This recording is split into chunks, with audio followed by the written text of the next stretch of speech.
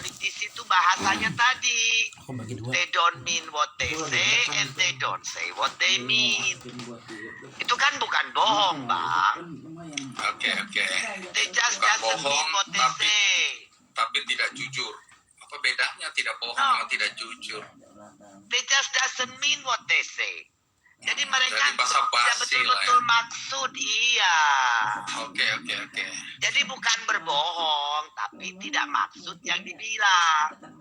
Tidak bilang yang sebetulnya dimaksud. Dimaksud. Oke, paham. Ini dari Emi Mariati, tapi pertanyaannya udah dijawab ini. Bu Susi, bagaimana cara Ibu Susi mempertahankan jalannya perusahaan Ibu dari dampak pandemi Corona? Dan tentunya yang berimbas buat tenaga kerja Ibu. Salam santun buat Bu Susi. Ini sudah dijawab tadi ya. Dari Lavinia Kartika. Halo, mau tanya ke Bu Susi, apa kesibukan yang Ibu lakukan? Oh, sama, selesai menjabat sebagai menteri tadi ya.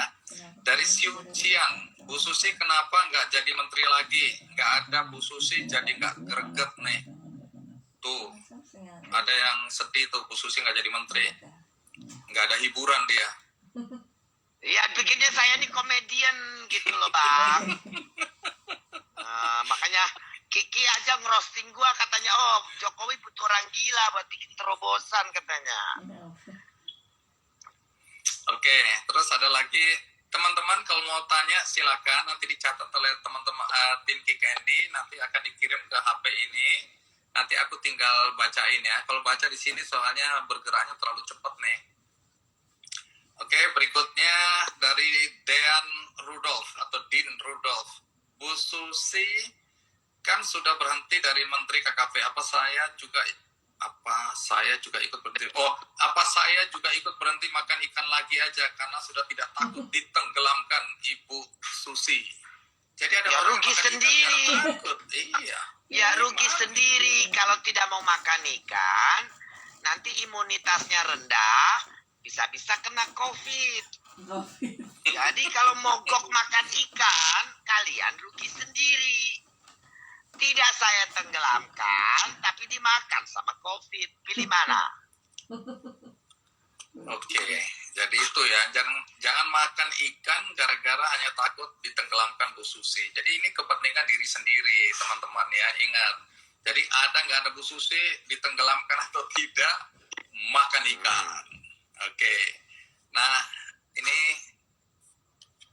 masih banyak pertanyaan ya. Oke, Bu Susi, saya sekarang mau tanya soal Bu Susi jadi pembawa acara di Metro TV. Apa nama acaranya? Berarti nggak nonton ini ya. Tadi udah disebutkan.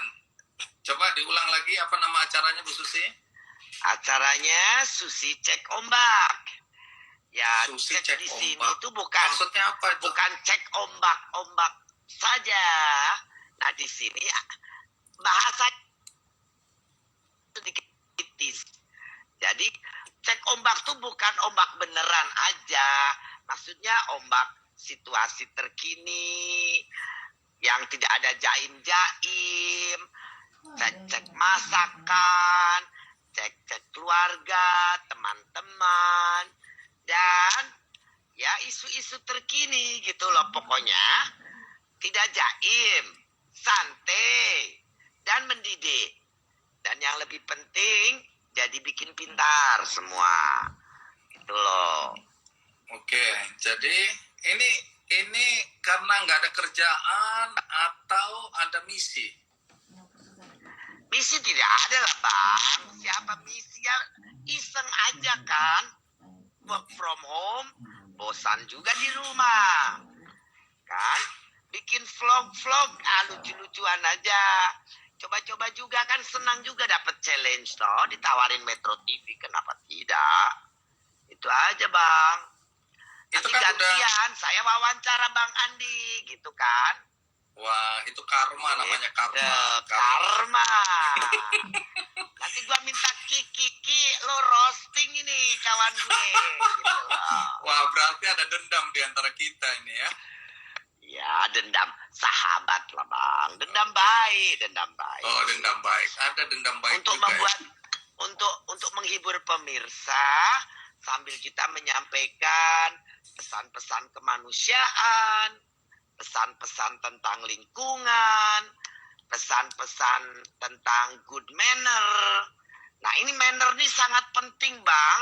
Kenapa Karena penting? ini Coba. yang paling, ya, karena kalau kita ingin menjadi bangsa maju, Indonesia maju, itu attitude, habit, itu kan ada dalam manner kita sebagai bangsa, itu juga harus baik. Kasih contoh Politis. manner, attitude, atau habit yang jelek. Yang kasih contoh. Ya, di kita ini biasa mencaci maki, hoak-hoak, fitnah. Banyak politisi juga gayanya tidak etikal, tidak estetikanya tidak ada. Bagaimana kita mau jadi bangsa yang maju kalau manner is matter-nya nggak ada? Masa ada tokoh politik selevel apa ngomongnya, bahasanya bagaimana misalnya, kelakuannya itu bagaimana gitu loh, kan memalukan gitu loh, Bang. Jabatan sudah prestisius masih main-main proyek, kan itu mannernya di mana? Ini kan attitude for good accountability. Integritinya di mana? Bangsa besar itu punya dignity kalau the people who run it have integrity. Integrity ini adalah cikal bakal dignity. Dan sesuatu tidak menjadi fenomenal, menjadi besar, dan honor, dihormati kalau tidak ada dignity-nya. Nah, saya ingin membawa kita berpikir tentang hal yang baik, bagaimana menjadi baik, tapi dalam suasana yang santai, yang rileks, yang bahasanya kan saya bukan orang pendidikan kayak Bang Andi. Oh, kita Bahasa sama-sama saya kurang ya, pendidikan. bahasanya very simple lah. Gitu. Bu Susi, ini Direct to the point. saya baca nih, Bu Susi, kalau dilihat orang-orang yang korupsi itu kan rata-rata udah kaya raya ya. Mereka kenapa Exactly. nggak puas? Kenapa mereka nggak puas ya? Padahal hartanya sudah banyak, sementara di luar sana banyak yang susah. Apa pandangan Bu Susi tentang orang-orang kaya yang korupsi? Yaitu greed, keserakahan. Nah, keserakahan ini kan tentang integrity, accountability, dan tadi dia tidak punya dignity, tidak punya honor, tidak punya pride. Pride-nya itu hanya prestis saja, gengsi saja. Tapi bukan pride here. I'm proud to be the way I am. Achieve what I am. Nah, ini yang orang pintar banyak di negeri kita, Bang. Nah, persoalannya attitude politik ini juga belum mendidik kita semua to be good countrymen, negarawan yang peduli dengan masyarakat, dengan generasi yang akan datang, dengan semua potensi negeri dimajukan, dibangun, dijaga to go forward, untuk maju ke depan, menjadi bangsa besar, bangsa yang dihormati. Nah, kita perlu itu. Oke, Ini yang sekarang ini menjadi masalah. Makanya korupsi merajalela. Tidak ada rasa malu, tidak ada rasa peduli, solidaritas, empati dengan kesulitan ekonomi orang membuatnya tidak ada, sehingga ya dia korup. Oke, Ini juga attitude kan, Bang. kalau hukum gimana? Ini kan ribut-ribut nih, dapat remisi sebesar itu, sebanyak itu. Jadi koruptor itu nggak takut ya. Ini sekian lama, bahkan di tengah-tengah jalan nih, di dalam tahanan, tiba-tiba ada yang di hotel gitu loh, sama cewek. Terus ada yang pulang ke rumah, ada yang ketemu makan-makan di restoran sama keluarga mereka, ada yang itu. Jadi di luar mereka itu.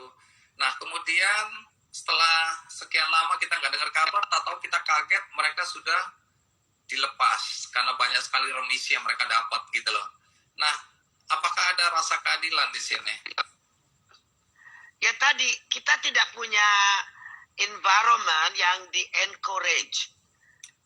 Elit Indonesia, politisi Indonesia, tokoh-tokoh Indonesia harus encouraging the nation, the people untuk punya empati.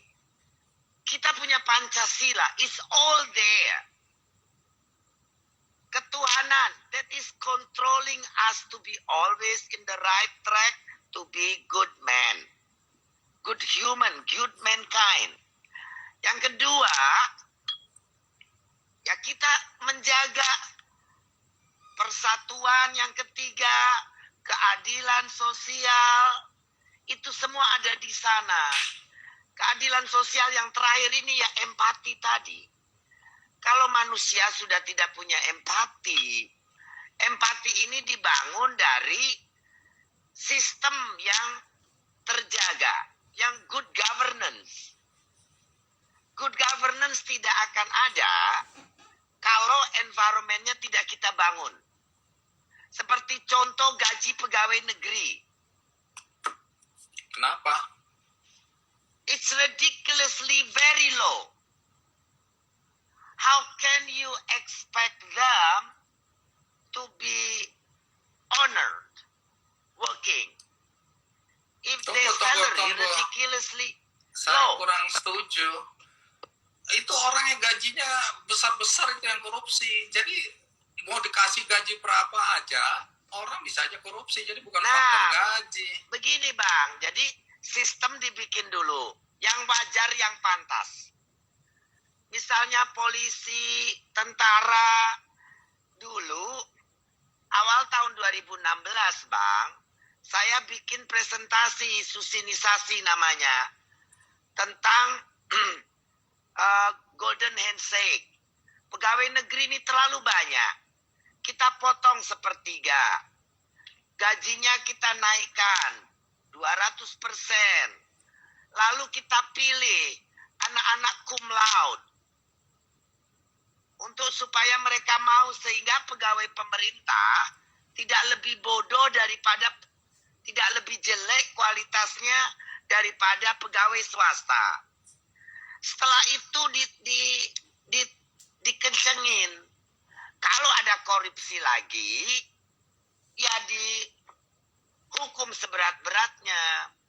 Susinisasi itu yang namain bukan saya, itu Pak Presiden dan Pak JK. Jadi presentasi saya tuh dinamakan susinisasi sama beliau. Itu dijalankan atau tidak itu? Pemangkasan anggaran 15 sampai 30%. Karena anggaran APBN itu di departemen banyak yang tidak appropriate, tidak hemat. Banyak rapat. Bahasa anggarannya terlalu complicated. Seperti misalnya empowerment, pengembangan, pemberdayaan apa, nanti perencanaan harus diawasi, harus disosialisasi. Just too many things for one little thing. Baru rencana aja seminarnya ada 10 Bang. Anggarannya berapa anggarannya tuh? Ya 10 seminar berapa? Mereka senang seminar di hotel. Jadi kan? intinya ini hanya proyek-proyek aja gitu loh supaya bisa. Exactly. Ya kalau itu dulu dijalankan, gaji pegawai dinaikkan, itu tidak perlu tambah anggaran karena kita hemat anggaran. Kayak misalnya dulu di KKP tanam bako 3 juta, saya tanya 3 juta pohon, kau hitungnya bagaimana? Kalau nggak percaya silakan hitung sendiri, kalau ada BPK atau apa silakan hitung. Terus saya tanya, kamu percaya itu pasti 3 juta? Kalau percaya semua duduk di sini. Nah, kalau saya pikir pasti ada yang mati. Saya bukan KPK yang mau cari koruptor. Tapi kita pakai logika lah. Bener itu 3 juta tuh ada semua 3 juta. Apa tidak kontraktornya mau tipu-tipu? Akhirnya satu persatu kalau kalian punya logika angkat tangan. Ya Bu, kira-kira 10% inefisiensi. Nanti ada lagi ya Bu 15%. Setelah itu retreat itu saya bilang udah. Sekarang kalian bikin workshop, hitung berapa potong. 15% ya. Nanti sampai ketemu sore. Bye-bye. Jadi akhirnya mereka langsung potong 15% anggaran. Nah, Tapi malah dihukum. Disclaimer saya. Gara-gara ngembaliin duit 9 triliun ke negara. wow, jadi kalau berbuat baik di negara ini belum tentu didapat pujian, malah kemudian dipersalahkan. Karena banyak sekali kementerian pasti nggak happy dengan apa yang Bu Susi lakukan, karena di kementerian lain berarti sekarang ada barometernya, ada benchmarknya, dan itu kan merugikan orang-orang yang selama ini udah menikmati begitu ya. Jadi memang benar Bu Susi ini hanya bikin kacau aja ini kalau aku lihat ya waktu itu. Sebetulnya kan jangka panjang it will be better. PNS-nya PNS yang bagus. Bukan adik, cucu, kakak, ipar. Emang ada itu Satu gitu. office itu satu. Oh ada Bang. Jangan fitnah dong Bu Susi. Ada, Ini Bang. nggak baik ini, nggak boleh fitnah dong. Iya. Jadi ada itu ya. Ya perbaikan ASN. Pengurangan sepertiga. Lalu masukkan sepertiga dari yang keluar. 30% di layoff. Dengan tunjangan 100%, gaji 100%. Diutamakan yang umur 46 ke atas. Supaya mereka jadi pengusaha. Mereka punya duit dari golden handshake tadi kan. Ya. Nah lalu kita masukin cum laude baru. Tapi mereka harus punya jalur khusus untuk naik. Kalau tidak mereka pasti kabur. Kalau dari pengalaman Bu Susi, anak-anak pintar Tuh ya, pembaca aja ada yang tulis dinasti PNS tuh Bang. Dinasti PNS. itu habis It's a family. karena diprovokasi Bu Susi itu jadi semua emosi juga jadinya nih. No, this is true. Kalau menterinya nggak kuat, itu dikerjain habis di dalam. Emang pernah Bu Susi dikerjain? Oh, yang coba banyak. Apa misalnya apa? Dikerjain itu maksudnya apa ya?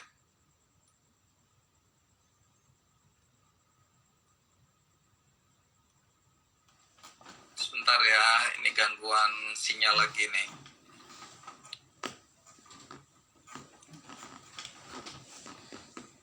Mudah-mudahan sebentar lagi nyambung.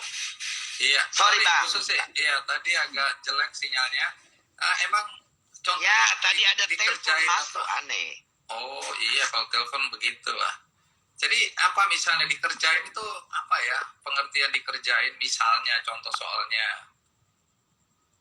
They can boycott your program. Loh, Apa Bu Susi yang kan Anda menteri coba atasan. change. Kerjakan. Ya, tapi kan tidak semua menteri mengerti di dalam-dalam kan, Bang. Jadi di Kalau kementerian Anda ada pengen mafianya. merubah ya susah. Tapi kalau ada yang tanya apa yang pernah diubah atau berhasil diubah oleh Bu Susi di kementerian? Contohnya misalnya. Oh, yang sepele jam kerja. Saya merubah jam kerja dari jam 8 menjadi jam 7 pagi. Jadi jam 3 sore sudah pulang. Ibu-ibu senang. Tidak macet. Berangkat dan pulang tidak macet. Oke. Nah, tunggu dulu, ini di sini tadi ada ini Itu yang kita keluar- sepele, Bang. Yang tidak Oh, sepele, yang tidak kita sepele kembaliin apa? uang ke negara 9 triliun selama 4 tahun. Artinya kalau nggak diberesin waktu itu negara kehilangan 9 triliun. Ya tidak hilang, tapi ya tidak efektif saja uangnya. Oke. Jadi ini penghematan Kalau hilang nanti efisiensi. saya suruh buktiin mana hilangnya. Iya, Bahasa harus betul. Nanti saya kena tuntutan lagi, Bang. potensi untuk hilang kalau nggak nggak dijagain. Being used for unnecessary matter and expenses cost. Iya, sebenarnya cara korupsi itu nggak melulu ambil uang begitu aja, dengan cara bikin program-program Ya. aneh-aneh, tapi ternyata baru kita kaget. Sebenarnya itu kalau nggak ada pun negara ini bisa jalan Ya. lebih efisien ya.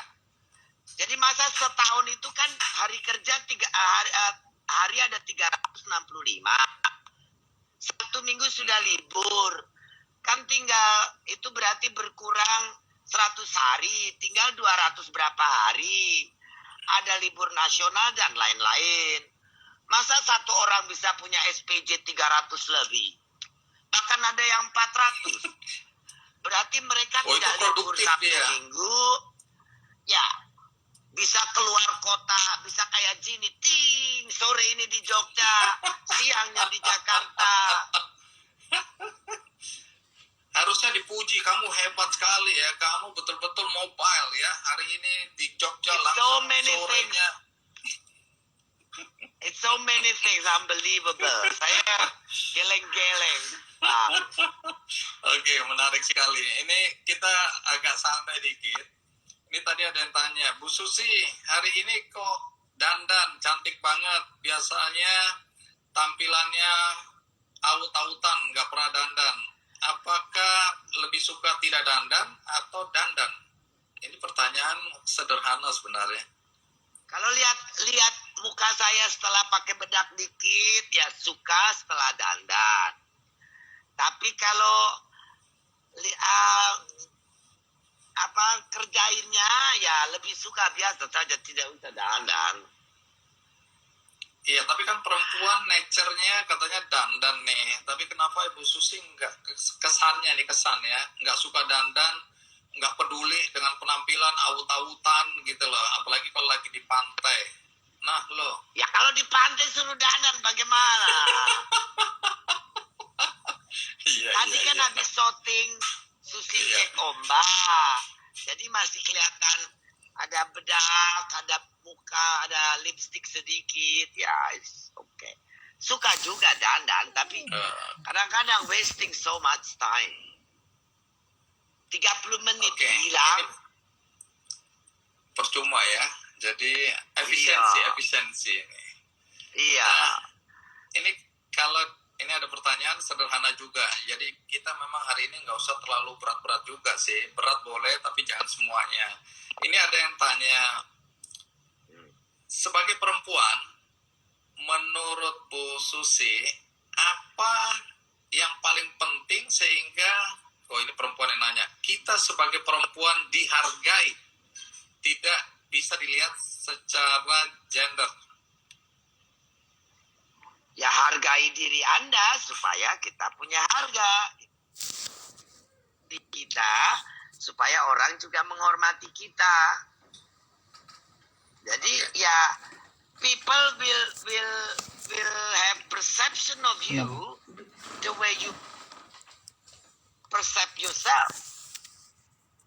Oke. Kalau kita terlalu don't care, orang juga tidak care. Tapi kan itu value di sini kan tentang personality kan, bukan tentang dandannya, pakaiannya gitu kan, tentang brain, personality, karakter. Yang saya lihat Bang, dari beberapa pengalaman saya bertemu orang-orang hebat, itu ternyata orang-orang yang karismanya bagus, dihormati, rata-rata empati mereka tuh tinggi loh Bang. Oh gitu ya. Ya, level of human solidarity-nya tinggi, empati terhadap humanity-nya tinggi, empati terhadap lingkungannya juga tinggi. Orang-orang seperti ini itu biasanya kita lihat mukanya juga enak gitu loh Bang. Nah untuk saya, orang cakep, orang cantik itu kalau mukanya enak dilihat gitu loh Bang.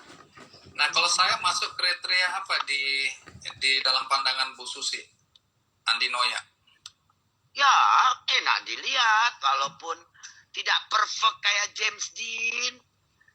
It's very comfort and very nice to look at. Ini Seperti bahasa saya, basi atau misalnya. beneran ini? Kayak James siapa? Enggak, aku kalau ngomong beneran. I mean what I say Oke. and I say what I mean. Iya, udah tahu, udah diulang-ulang. Jadi percaya deh hari ini. Kalau mengenai saya yang positif pasti saya percaya, tapi kalau tadi negatif, saya nggak percaya lagi. Kita mulai dari nol lagi nih, kepercayaannya kita bangun kembali. Tapi karena pujiannya ya memang nggak tinggi-tinggi, tapi ya standar ya. Iya, you itu gini, walaupun. Ya, I don't say you are like walaupun James itu Dean. menurunkan Kalau aku puji. bilang kalau aku bilang Bang Andi kayak James Dean, itu namanya aku bohong. Bohong. I'm bullying you. Itu loh. Betul. Yang Terima bener kasih, aja terima Bang kasih. Dino ya kayak James Dean. Mata lo buta apa sus? Ntar gua dibilang gitu sama netizen. Bu Susi, ada yang tanya umurnya Bu Susi berapa sih sekarang ini? Ayo loh. Sudah 57 tahun depan nih, setengah tahun lagi. Oh, oke. Nih, ada yang tanya ya. Wah, ini kembali serius lagi nih ya. Mengenai ABK, ini bagaimana pandangan Bu Susi ABK Indonesia yang bekerja di luar negeri yang katanya disiksa, bayarannya nggak dibayar, kalau mati kemudian dilarung, dibuang ke laut. Nah, itu pandangan Bu Susi apa itu? Ya, itu Serius semestinya lagi. tidak boleh terjadi. Dan kita sebagai negara harus melindungi ABK warga negaranya ya sangat tersinggung tentunya. Dan semestinya kita harus mengejar bukan cuma agennya, tapi kita mengejar kepada orang yang melakukannya, yaitu kapal Cina, anggotanya yang melakukan kekerasan kepada ABK kita. Caranya Dan gimana itu?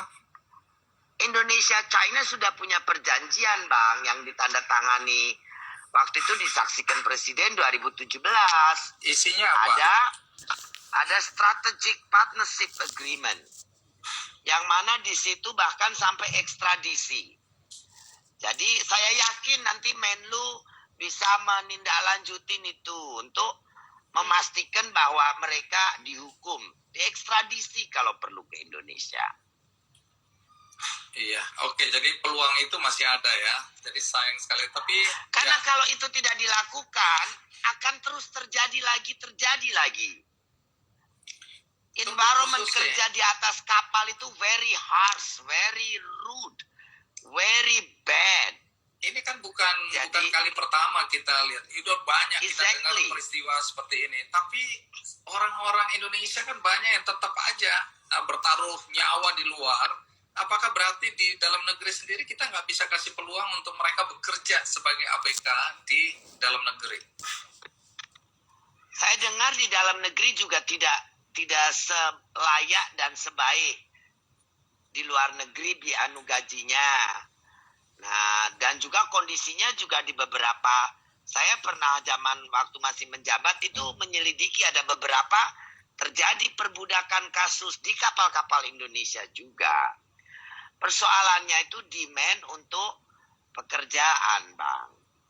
Kita nih sekarang ini banyak lapangan kerja yang tidak bisa menerima mereka karena kualitasnya. Nah, kita mesti didik orang-orang ini untuk bisa dipekerjakan di tempat-tempat yang bisa. Ya, kewajiban pemerintah bersama pengusaha creating job. And then take these people to do the job. Instead daripada mengekspor mereka. Nah, tapi itu harus marathon planning dan long term planning. Harus ada berapa lapangan kerja apa, kita kurangi import produk ini, kita produksi dalam negeri, kita biayain untuk meng-hire orang sendiri misalnya. Oke. Harus ada planning itu tersusun for the next 30 years at least. Jangan cuma 5 tahunan saja. Tergantung menterinya ya. Tapi itu tadi, sorry saya lupa, itu pertanyaan dari Hairul Hasrat 30.30. Ini disambung dengan Dewi Dayaks. Apakah bisa Indonesia suatu hari kelak menguasai ekspor ikan di Asia? Ya sebetulnya kalau kita pastikan tidak ada yang curi ikan, itu udah otomatis.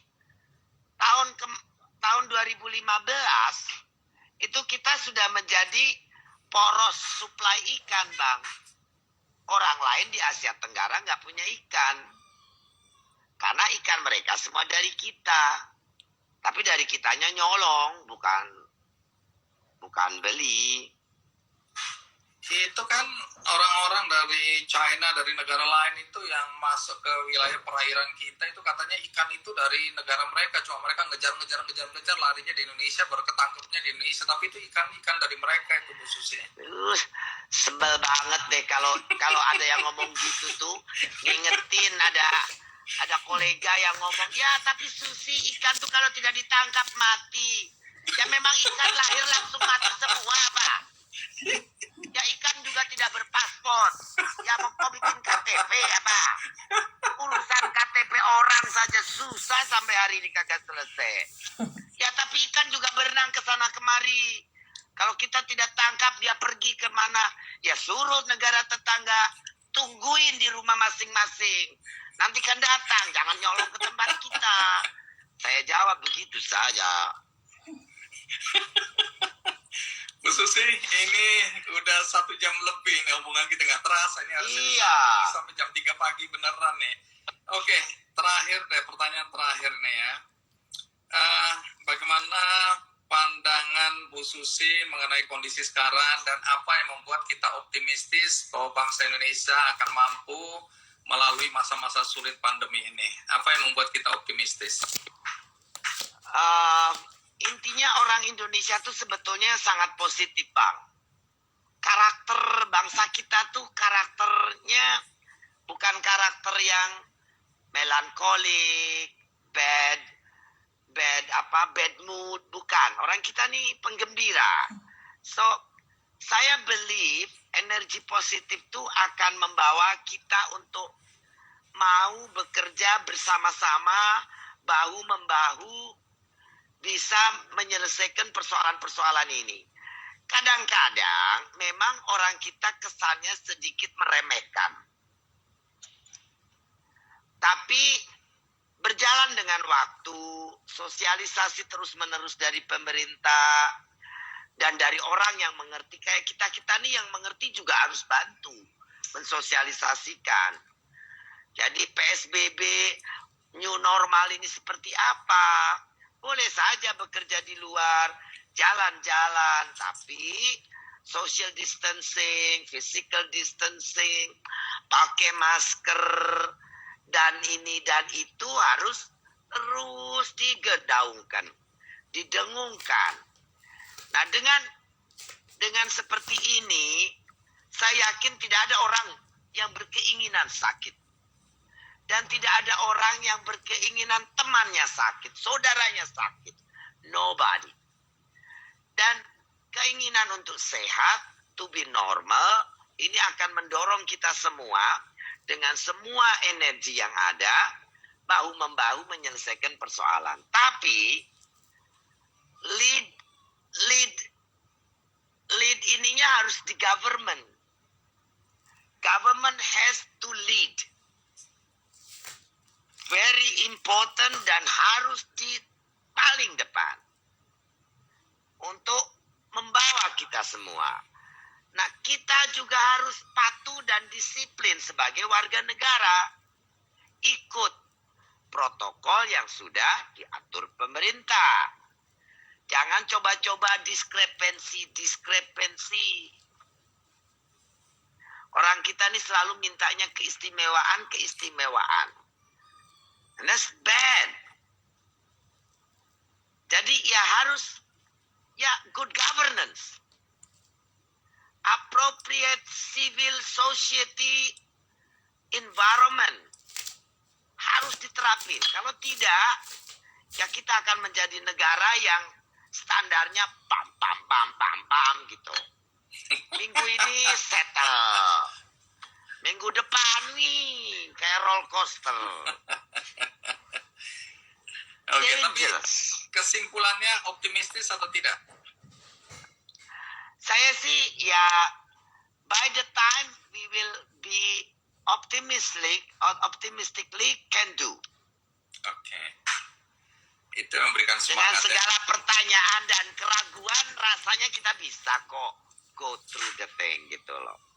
Oke, dengan optimisme itulah kita akhiri perbincangan kita. Jadi terima Yes. kasih Bu Susi waktunya. Ini kalau aku baca ini dari tadi I love you Bu Susi, nggak ada satupun bilang I love you Andi Noya, nggak ada hari ini.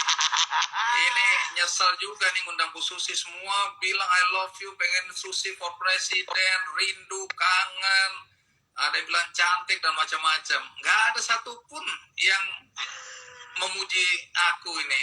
Aduh, nggak bener ini acara ini.